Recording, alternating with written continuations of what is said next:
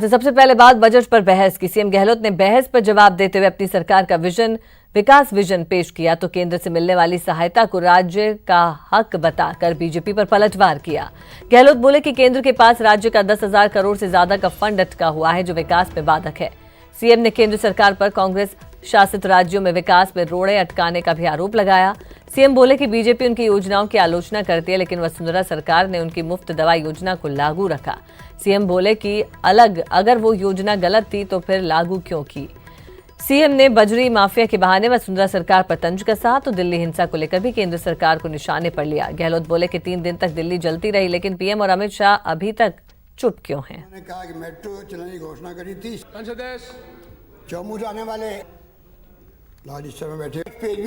आप बार बार कहते हो कि केंद्र सरकार को आप गाली निकालते हो, आरोप लगाते हो उनके ऊपर, पैसा मांगते भी हो। पैसा हम नहीं मांगते हैं, संविधान के अंदर लिखा हुआ है। संविधान के अंतर्गत आपको तो मालूम होगा इस बात संविधान के लिए होगी।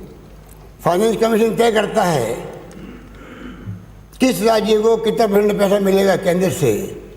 वो पैसा उनको देना ही पड़ता है, एहसान नहीं करता केंद्र, तो सरकार किसी की भी हो। आप कैसे कह रहे हो कम पैसा, हम आरोप लगा रहे हैं हम लोग क्या। आप आ जाइए कभी, बैठ के बात करते हैं, हम साथ चलते हैं दिल्ली के अंदर, वित्त मंत्री से मिलते हैं, पूछते हैं कि जो हम आंकड़े देते गलत है क्या। ये बंद कैसे हुई बजरी, बंद कैसे, ये जंजाल पैदा क्यों होगा। मैं स्वीकार कर रहा हूँ, एक साल में अगर मैं किसी बात से दुखी हुआ होऊंगा, आज भी दुखी हूँ, वो बजरी को लेके हूँ, क्योंकि जनता लुट रही है। 25,000 का ट्रक मिल रहा है 60,000 70,000 के अंदर। सुप्रीम कोर्ट का केस चल रहा है, लंबी कहानी है। और 5 करोड़ रुपए प्रति माह बजी माफिया किसको दे रहे थे, ये इसकी जांच का विषय होना चाहिए। धनबल का खेल चल रहा है, चलने दो, टाइम आ गया तो मालूम पड़ जाएगा आप सबको। 3 दिन तक गृह मंत्री जी, प्रधानमंत्री जी मौन। आग लग रही है, जल रहे लोग मर रहे हैं, घायल जा रहे हैं देश के अंदर, भर्ती अस्पताल में हो रहे हैं, कोई चिंता नहीं। और जैसे हमारी नेता सोनिया गांधी ने कल प्रेस कॉन्फ्रेंस करी, 10 मिनट में प्रधानमंत्री जी का ट्वीट आ गया, शांति बनाए रखो। अरे भाई, तो 3 दिन तक क्यों आप कहाँ छिपके रहे थे। केंद्र सरकार की योजना हर घर पहुँचे, नल पहुँचे, अच्छी योजना है। हम चाहेंगे इसमें आप हम सबका सहयोग करें। मंत्री जी आपके हैं, पार्टी के हैं, आपके खास मित्र भी हैं, आपके तो खास मित्र हैं, तो कृपा करके आप उनको कहिएगा कि आप जो है 50 की हिस्सेदारी काम नहीं चलेगा, तो कई साल लग जाएंगे। और अब बात उस हादसे की जिसमें 24 लोगों की मौत हो गई लेकिन सियासी बयानबाजी और हंगामा संवेदनशीलता पर भारी पड़ता दिखा। विधानसभा में मृतकों को श्रद्धांजलि देने के बाद सत्ता पक्ष और विपक्ष में हुई सियासी नूरा कुश्ती ने सारी हदें पार कर दी। जरा रिपोर्ट देखिए। बस हादसे पर पहले हुआ सवाल जवाब। घोषणा कर दी, मेरी मांग है। ये कोई तरीका नहीं है, ये कोई तरीका नहीं है। You can't depose। 24 लोगों की मौत पर प्रतिपक्ष ने किया बवाल। तरीका नहीं है, ये कोई तरीका नहीं है। You can't depose। ये कोई तरीका नहीं है, आपको बोलना है। मंत्री के जवाब से असंतुष्ट सदस्यों का हंगामा। के आधार पर प्रथम दृष्टया वाहन का टायर फटने के कारण वाहन अनियंत्रित हो गया और पुलिया से नदी में गिर जाने के कारण यह हादसा होना बताया गया है।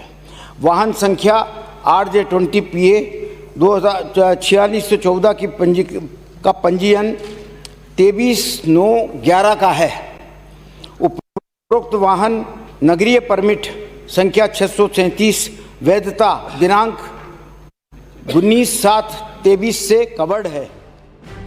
लेकिन शांति के जवाब से विपक्ष संतुष्ट नहीं दिखा। प्रतिपक्ष के उपनेता राजेंद्र राठौड़ ने साफ साफ कहा कि दुर्घटनाग्रस्त बस के पास अवैध फिटनेस सर्टिफिकेट था।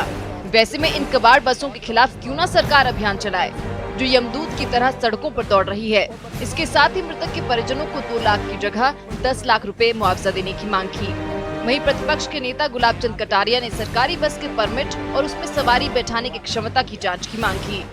इस गाड़ी का परमिट इसके पहले कौन सी ड्यू डेट थी और उसके बाद इसके परमिट को एक्सटेंड करने के लिए इसने कब अपनी तरफ से अप्लाई किया, ताकि ये सिद्ध हो सकेगा कि वास्तव में राइट टाइम पर अप्लाई था या केवल परमिट अवधि समाप्त होने के बाद उसने अपनी तरफ से इस प्रकार का।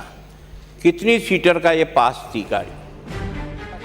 प्रतिपक्ष के सवालों का जवाब देते हुए संसदीय कार्य मंत्री ने बताया कि बस 20 सितंबर 2020 तक के लिए फिट थी और उसके पास आरटीओ का सर्टिफिकेट था, साथ ही बस का परमिट भी सही था। परमिट सही है या नहीं उसकी जांच बाद में हो जाएगी। कोई दो राय नहीं कि जिस एजेंसी ने फिटनेस जारी किया था उसके बाद में फिर आरटीओ ने फिटनेस जारी किया है। तो आरटीओ ने जो फिटनेस जारी किया वो फिटनेस था 20/9/20 तक। अस्थायी परमिट के बाद आपने कहा कि साहब अस्थायी परमिट बाद में ले लिया गया। बाद में क्या लेते? कल शाम की तो घटना है, कल सुबह की तो घटना है। क्या कल का कल परमिट बन जाता? परमिट तो उसी वक्त में उसको एसएचओ को जो है सारे कागजात मिल गए थे, वहाँ पर भीगे हुए कागजात मिल गए थे। तो बाद में नहीं बना, परमिट बन गया था। अब परमिट गलत बना सही बना, जांच हो जाएगी। लेकिन सर्टिफिकेट पर संग्राम थमा नहीं और सदन में मंत्री के जवाब से असंतुष्ट प्रतिपक्ष के सदस्यों ने हंगामा करते हुए सदन से वॉकआउट कर दिया। Bureau report, news 18 Rajasthan. Break के बाद आप सभी का स्वागत है। बात दिल्ली हिंसा की। दिल्ली के उत्तर पूर्वी इलाके में 37 लोगों को लील जाने वाली हिंसा के पीछे किसकी साजिश थी, इसका पता तो जांच के बाद ही चलेगा। लेकिन फिलहाल कुछ चेहरे हिंसा को लेकर कटघरे में हैं।